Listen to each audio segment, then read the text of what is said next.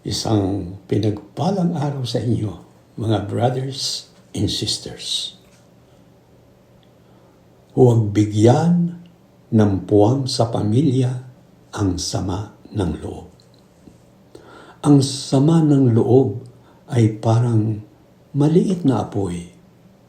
Kapag pinabayaan, lalaki at sisira ng samahan.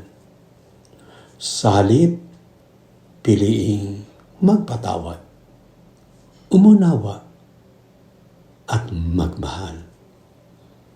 Hindi perpekto ang bawat isa. Ngunit, ang biyaya ng Diyos ay sapat upang paghilumin ang sugat ng puso. Sa bawat tampuhan, piliin ang kapayapaan kaysa pride.